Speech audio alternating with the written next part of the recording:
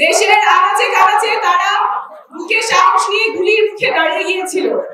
সেইটা শুধুমাত্র ক্ষমতায় চেহারা পরিবর্তনের জন্য না, যাতে ব্যবস্থাটা পরিবর্তন হয়, যাতে ব্যবস্থাটা রাষ্ট্রের সকল নাগরিকের জন্য হয়, শুধুমাত্র কোন দলের, কোন পক্ষে বা কোন পরিবারের স্বার্থে যাতে কাজে না লাগে, পুরো রাষ্ট্রযন্ত্র যাতে নাগরিকের অধিকার সমুন্নত রাখে। সেই লক্ষ্যে আমরা আপনাদের কাছ থেকে শুনছি জুলাই সনদ প্রয়োজন, সংস্কার প্রয়োজন। বাছাইকৃত লাল সরিষার দানা থেকে অত্যাধুনিক কোল্ড প্রেস মেশিনে তৈরি হয় প্রাণ সরিষার তেল, আসল ঝাঁঝে আসল স্বাদে। সংস্কার পথে যারা বাধা দিবে তাদেরকে দেশবাসী মনে রাখবে। যেই ব্যবস্থার কারণে রাষ্ট্রের নিরাপত্তা বাহিনী নিজের নাগরিককে খুন করেছে, বিগত বছরগুলোতে খুন করেছে নির্বিচারে, সেই রাষ্ট্র ব্যবস্থা পরিবর্তন হতেই হবে এবং এই অপরাধের বিচারও হতেই হবে।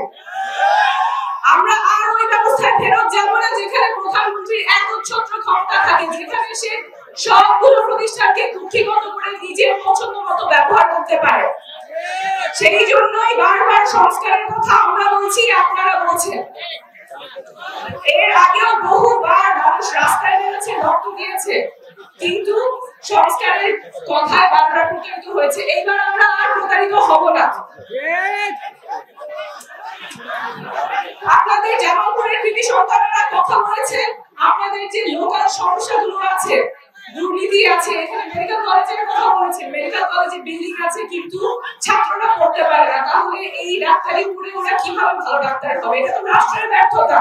এখন পর্যন্ত কেন বিল্ডিং এ মেডিকেল কলেজ চালু হয় নাই? এইরকম রন্ধের মধ্যে দুর্নীতি এবং সিন্ডিকেটের কারণে রাষ্ট্রের নাগরিকের অধিকারগুলো খর্ব হচ্ছে। এই অধিকার যাতে সর্বনত থাকে, সেই জন্য আমরা একসাথে লড়বো, জামালপুরবাসীকে নিয়ে একসাথে লড়বো। ইনকিলাব জিন্দাবাদ।